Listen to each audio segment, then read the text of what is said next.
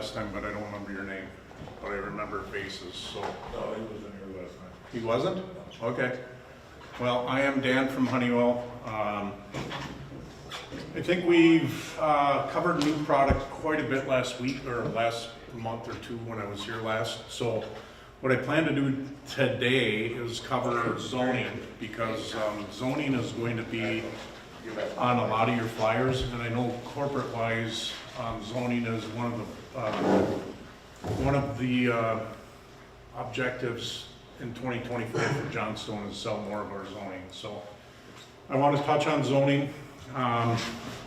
Again, this is super formal, so if you guys have questions, stop me with questions, don't wait to ask.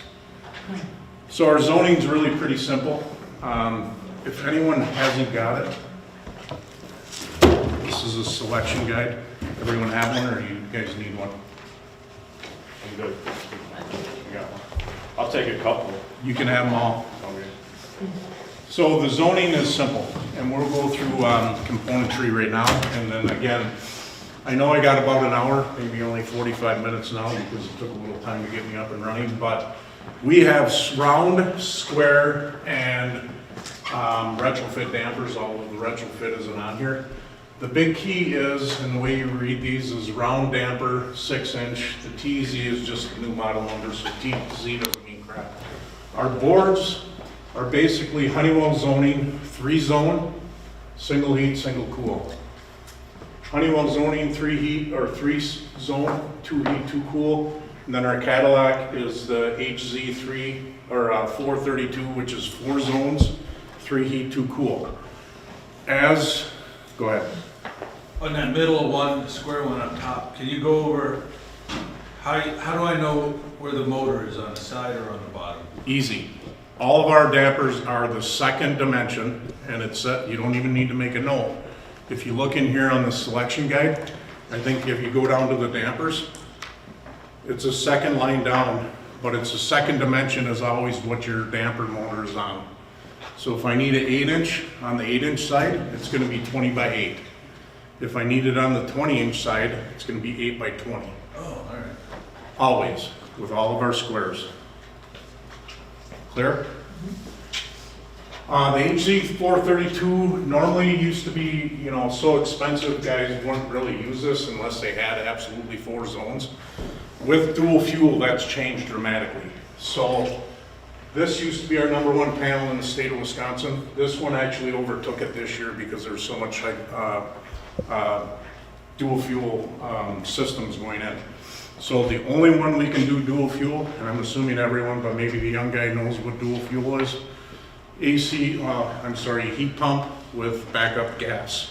That is dual fuel. The only panel we make is a 432, and about 80–90% of what I'm talking about today is in this flyer, so you don't need to write it down. If you do look through this, it's going to tell you that panel is for dual fuel.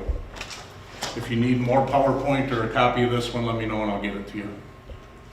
I don't think we need to go through why zoning. I think we all understand that and how to lay it out. But don't do microzones. Microzones, no different than hydronic. If I got a really small zone, master bedroom, and it only needs 300 CFM and I only got 1 trunk going to it, you're gonna have noise. Yes, we can use bypass dampers, and I'll get into bypass in a minute. But zoning the hell out of a house air-wise doesn't make much sense either. So don't do it if you don't have to. And I don't think counter people are getting into design, and the guys that are doing design, I'm assuming, know better. When you're putting together a zoning system, by the way, you can even use Pro 1 if you have to. You can use any thermostat made to man, except you're communicating. A panel, a damper, and a bypass. The other rule of thumb for bypass is if your smallest zone can handle 60% of your CFM, you don't need a bypass damper. So if I have a 2000 CFM system, what's 60% of that? 1200? If the smallest zone can take 1200 CFM, you don't need a bypass damper. If it's smaller than that, you're going to have to put a bypass damper in, otherwise you're going to have noise, you're going to have possibly frozen coil, heat exchanger issues, you name it, you may have it. Again, we really, for this market, if you look in the catalog, there's a 221. That one is made for electric strip heat pump only. It's made for the southern part of the United States. You're never gonna run into that. So 311, 322, and then the 432 is starting to come up heavy duty in sales. Some of the selling features with ours, you don't need a screwdriver, they're just push pin. You push pin it down, you put in the thermostat wire. We give them a little electrical tabs. If they gotta do some troubleshooting, they don't have to pull wires out, they don't have to jam in tools. They're fusibly linked, so they're virtually bulletproof. That's all of ours. If you have a contractor using variable speed, 322 or 432 is going to control that fan, so you don't have massive amounts of airflow if you're in first stage. So we have that all through the board and it's done automatically. You just tell the board you got a 2-stage system and it knows to go high or low whenever there's a call on the W or a W1, W2 call. How does does this work with modulating furnaces? I can do modulating. The problem is tying in, because all of your modulating, I'm assuming in your brand, needs a communicating thermostat and that's 2-wired? Well, we can go, Or can you use a go either 24 way. volt signal? You can do legacy wire up, Okay, or communicating or with communicating. But So- if you go legacy, then you lose all that. a lot of functionality. Yep, so the answer is yes, as long as you're setting it up in the legacy mode. If you're setting it up in your communicating mode, I need a true 24 volt signal to my panel, so the answer would be unfortunately not. I'm assuming your OEM has a zoning system, and then it's probably modulating dampers. We're not modulating, just so you guys know, we'll get into that a little bit. We make 2 kinds of panels. When you see in the brochure, you're gonna see like a HZ322K, which is a kit. The kit comes with a sensor for the plenum and a transformer. So new construction, you're gonna sell them a kit. In the same application, you're gonna have an HZ322 without the K. It doesn't come with the extra stuff, so that's really for add-on or changing out other brands or a warranty situation. The reason we use this sensor is, number one, it's back up to your system high and low temps for your air conditioning, so I'm not freezing up a coil. And it's actually another high limit for your furnace also, so it's just duplicated.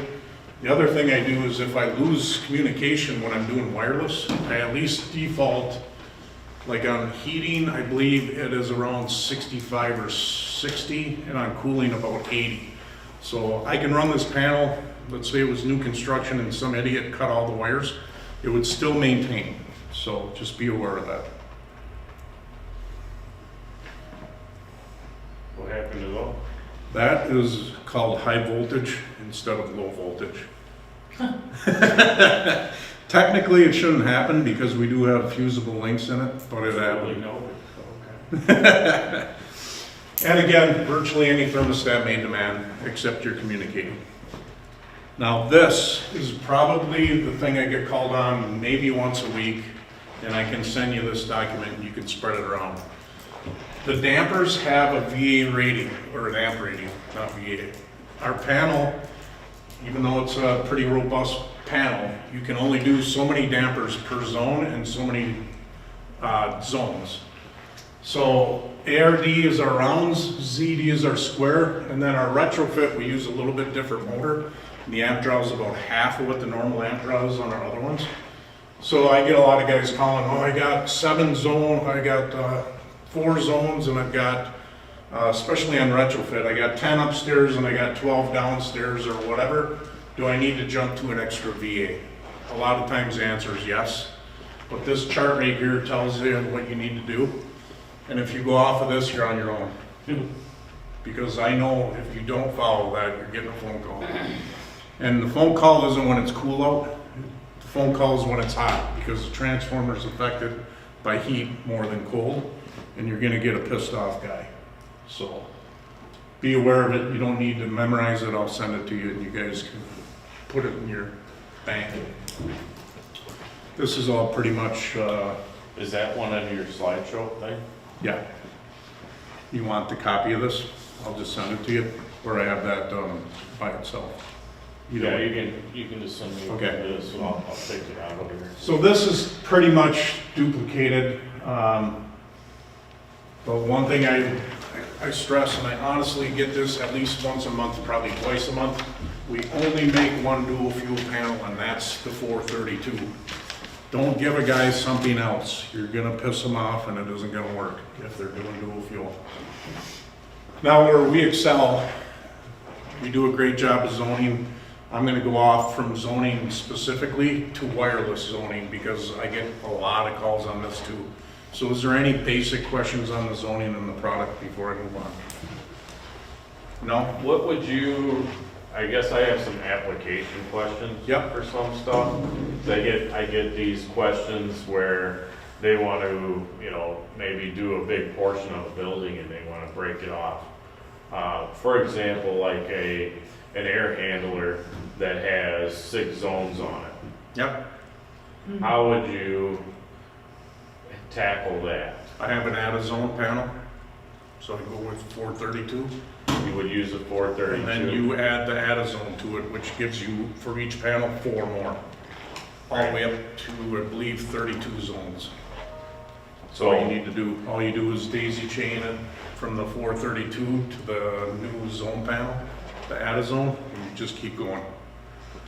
And those just communicate wireless to the staff? No, I think it's 2 wire from each panel.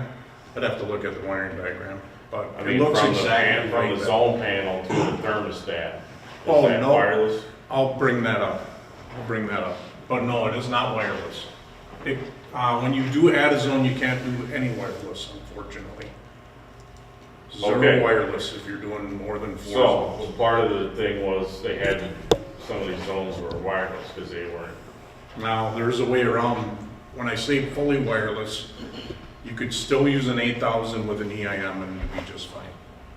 That's where I'm gonna go. And I did on half of it, Yep, that was radiant and stuff, but what I ended up doing on that job was a bunch of the Focus Pros with the wireless box, and I just paralleled the call to the Yep. fan. you could do that.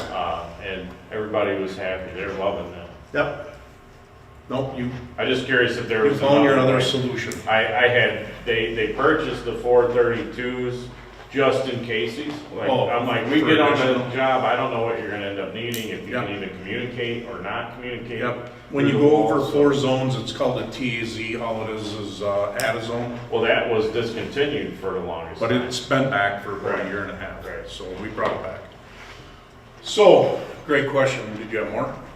I'm gonna let you go. Okay, because I think a lot of this will answer what you got going on. So the 322 and the 432 can be red linked, and all it is a wireless adapter.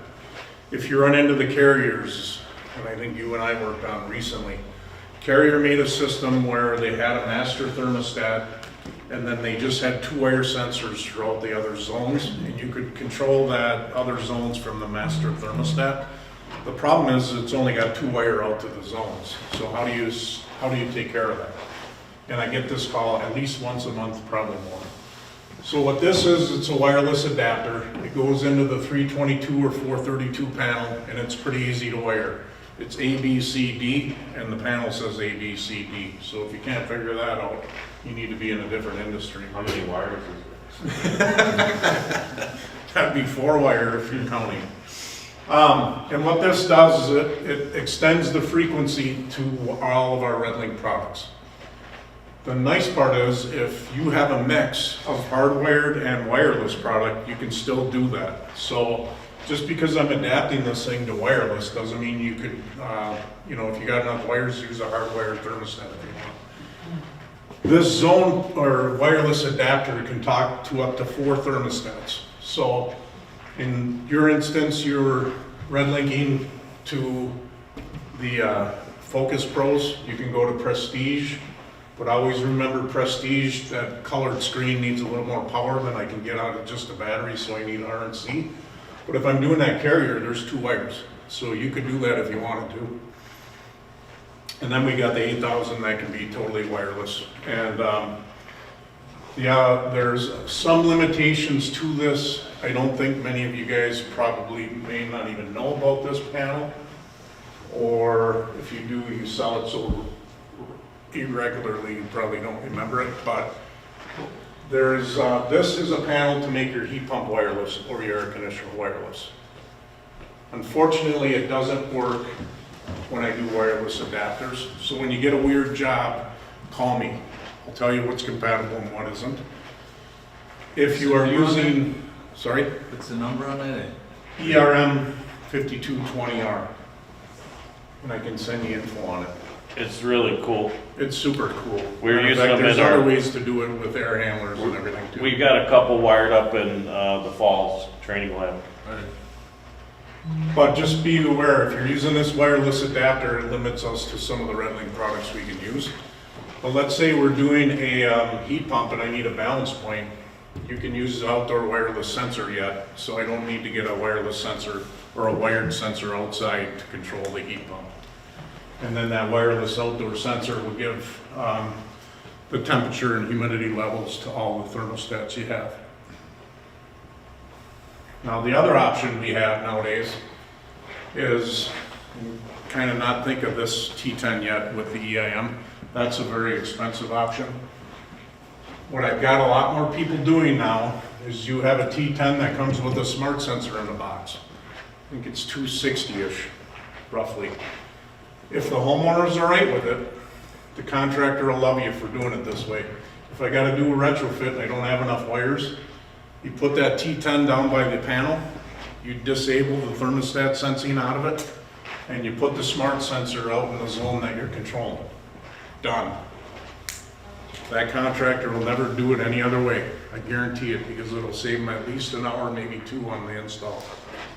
And I've done a lot of these recently, and it's... The caveat, like you said though, is hopefully the homeowner's okay with it. Well, how many homeowners are under 40 nowadays? Lots. So if they're over 40, you're gonna have a fight. If they're under 40, you're probably gonna be just fine. But if they want a thermostat in the space, we can go to another option. So we can go with 8,000 with wireless or whatever we wanna do. But I can tell you, if a contractor does it this way, he is never gonna wanna do it any other way. I've been pointing guys in that direction because we run into this a lot where the end user wants to have a Wi-Fi remote controlled thermostat, and there's never enough wires in the wall to do that. Most of those require at least an R and a C. They're not going to be battery operated. So if you only got 2 wires, this is where that comes into play. It's like, okay, well, we can put the wireless sensor out into space, put that stat down by the furnace where you have access to the wiring and stuff, and basically accomplish what they want to do without having the thermostat in the room anymore. And I honestly, someone told me yesterday, there's one of the equipment manufacturers now is coming out with a board that will attach on the side of the furnace and then a sensor up in a space, and there won't be a thermostat anymore. I don't know what brand, I forget. I was Well, that's doing coming. some training And yesterday. all of it's coming. It's a matter of They're time. all- yeah. But if you do need something more than just a sensor in the space, we can go to some of the new products. Just be aware. We touched on that T10 Plus quite a bit last time I was here. One thing I will tell these guys too, because it's that sensor that this one comes with, it senses humidity, temperature, and motion, which is different than Oh my the God, old time. temperature sensor that you could get, the wireless one. So with that being said, that you can control the humidifier, the dehumidifier, and ERV with this stat as well, which is why it is very popular doing it that way. Like other you thing said, you the can do contractor, that's it. Yep. As we start doing new, just for your hydronic guys in here, the new T10 Plus can do slab sensing too. Just like a hydronics and like a T6 hydronic or a Tecmar 519, but it's a Wi-Fi version. So you can put a sensor to that one now. Just remember that. I'll be waiting for my demo. You're in line, there's a long line. Yeah, they should be all behind. So this is just an overview of the dampers that we talked about. The one that hasn't been on here is the retrofit damper. This is a cut-in. So you just cut the pipe, you slide it in, you screw it, and you're done. So if you're gonna do retrofit, I go 5 through 8. You'll never use 5. Rarely will you use 7 or 8, so 6 is obviously the one that we do most of. We do make some light commercial motorized that are, I should have started off. The motorized commercial are open and closed power. I sell very few of those because they're super expensive. All of our dampers are power closed, spring open. Everything we make. So it makes logical sense if I lose power or I lose a wire, where do my dampers need to go? Open, so I have heat, right? So it's that easy. Where do I want to default to? A wide open system. When I have a call, the one that is calling, the damper stays open, the other two close by motor, by through the panel. So ours are all spring open, power closed. Our panels can do power open, power close for competitors. So I do give that signal out, and I can retrofit to virtually every brand out there. It just, when you're using ours, you only need 2 wires. If you're using the power open, power close, you can still use our panel, use the existing dampers, and you've got that 3 wire. So you can do either. If you hook the 3rd wire up to our dampers, it doesn't hurt the damper. It's just gonna give you 1 LED more that says, it'll show you by LED if you got 3 wires hooked up, that you're open or you're closed. It's really for no other reason. Questions on that? And if you notice, in that chart that showed you the VA needed per damper motor, the retrofit dampers you could put about 3 times more on. If you notice, the damper actuator is a little bit different, and I have a heck of a lot less amp draw on those smaller ones. How So many VA? I don't memorize that, I'm sorry.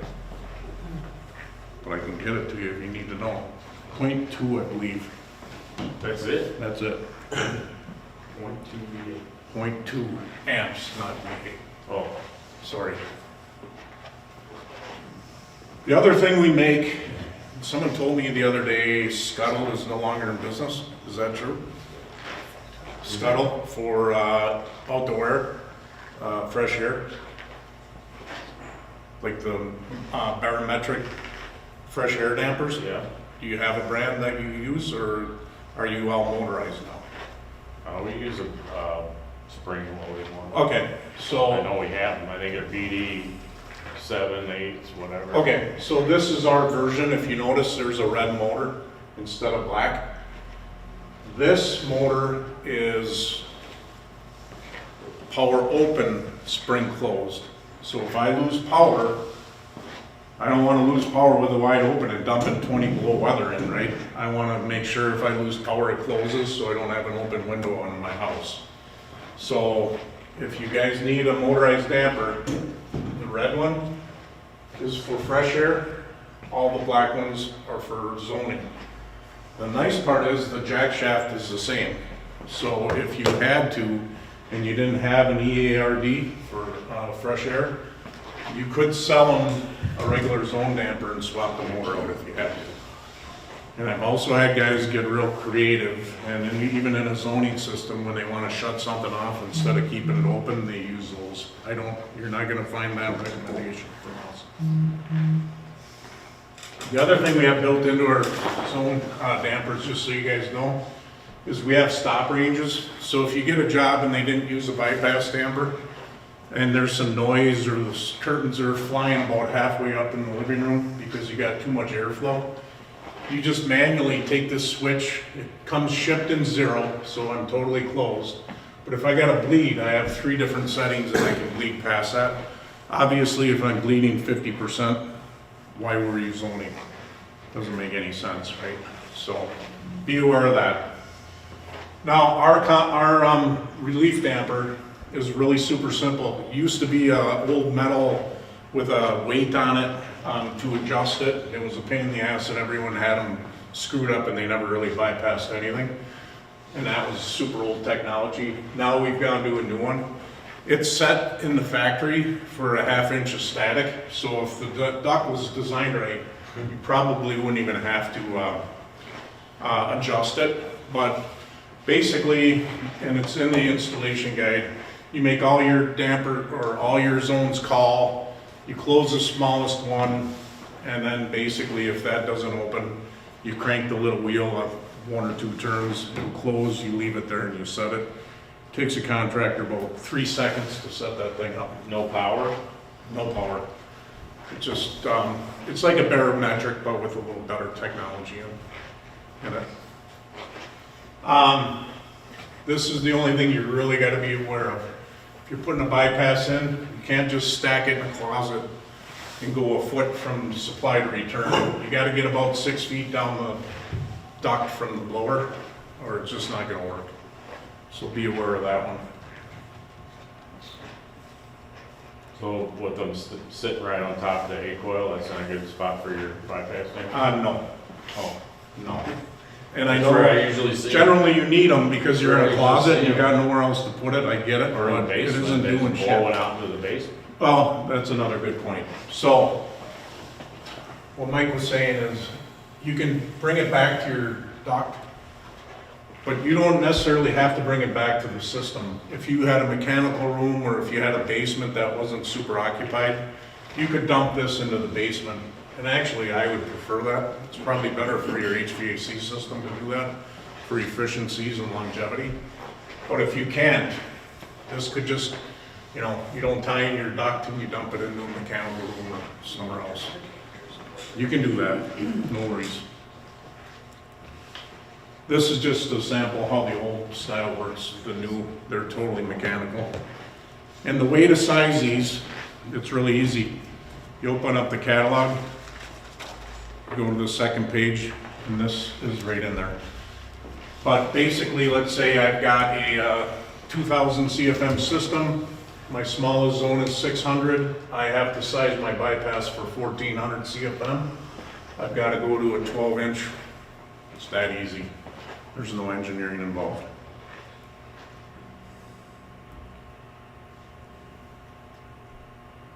Let's see here.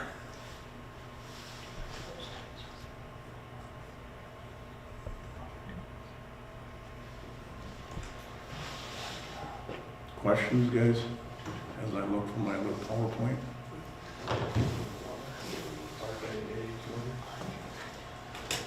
You want the next ones, or do you want?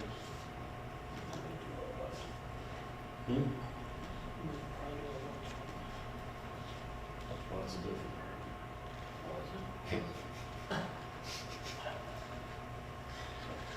Now, I probably can't.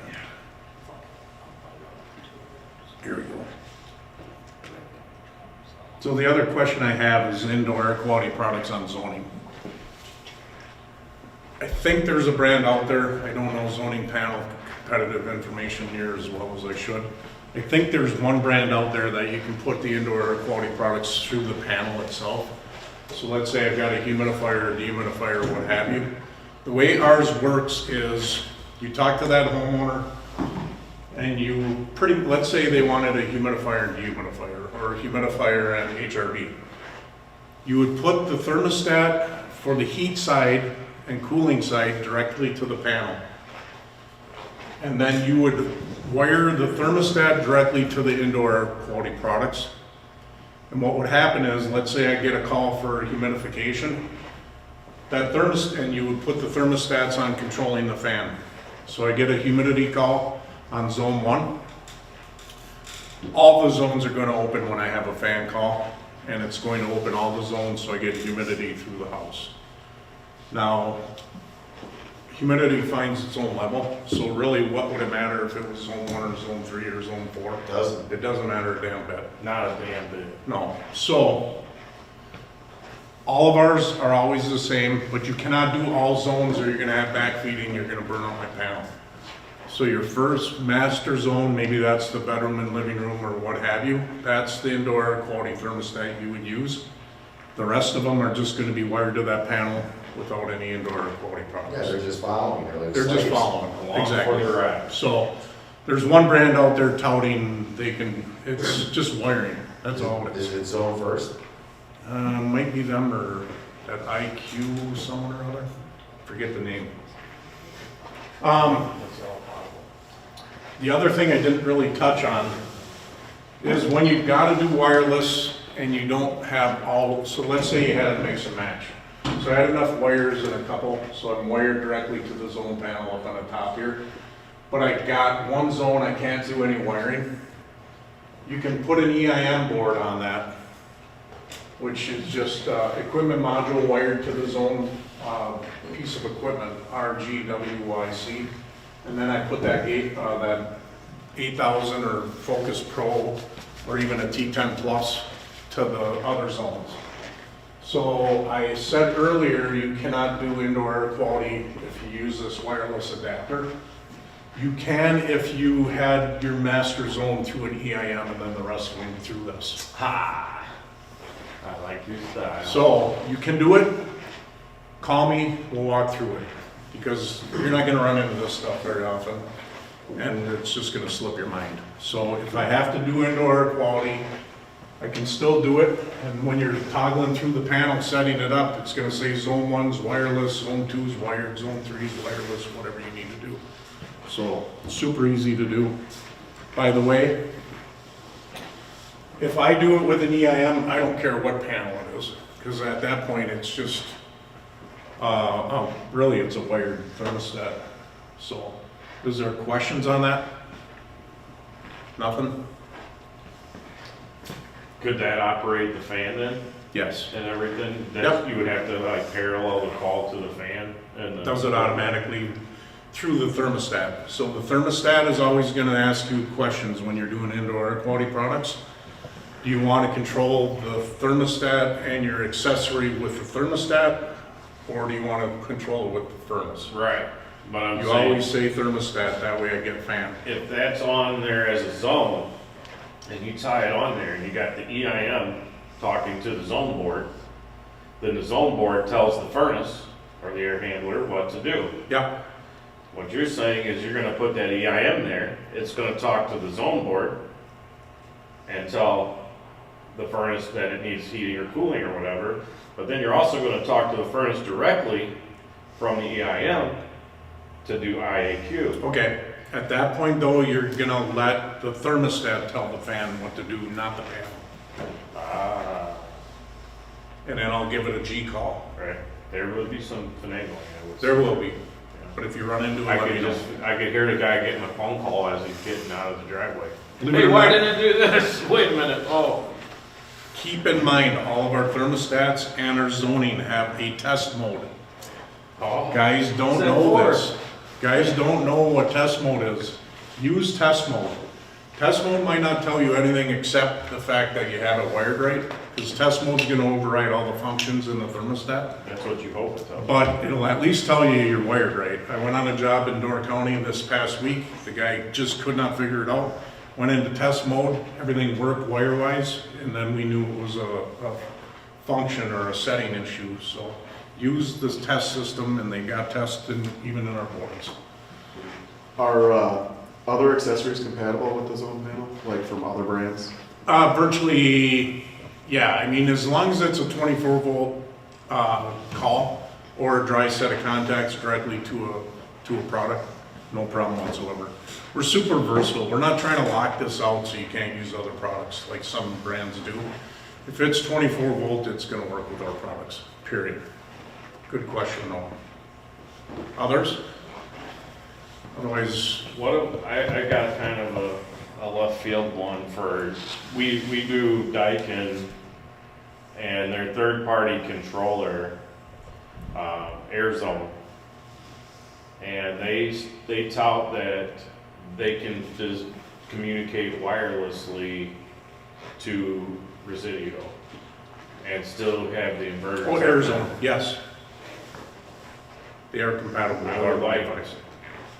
Not at this point, but when you get back from your little vacay, in Florida, can we have some sort of, with Lutz and I, because we get this opportunity where Yep. we can make a lot of our systems run better. Just so you know, I'm not supporting the Airdo, Right, but I can get you in touch with the Airdo guy, okay, because all they have is a bunch of modules that work with your mini splits. But then it's specific to the brand of Wi-Fi stack you're gonna use, Right. which module you get. yeah, So the only thing I know about it is it works with our T6 or T10, and I know it's made for mini splits and can do that. More than that, I have to get you in touch with the rep. Because we're not gonna supply it, we're not gonna sell it.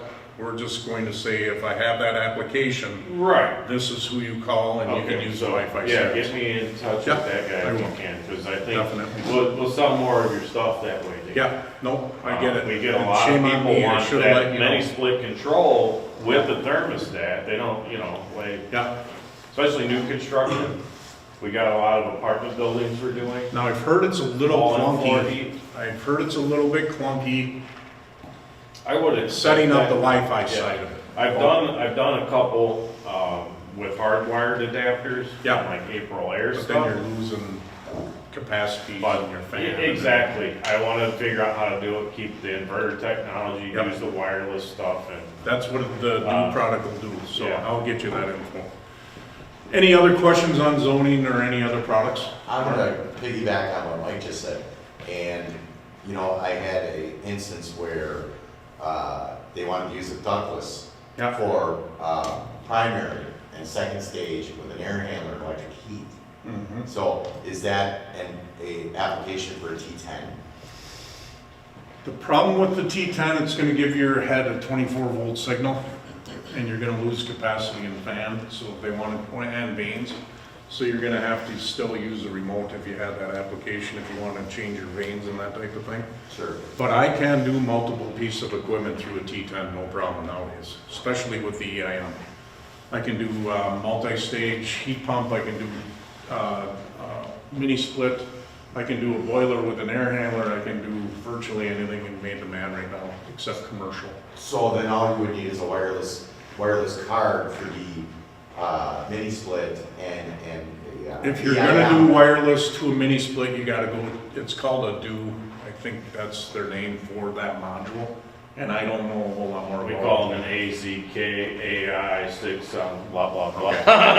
Then you'd have to kinda go outside of bars. It's got an And it A, a can B, tie or a into C at the end, and that's how you Into figure the out which Honeywell one. Then it can tie into the Honeywell app.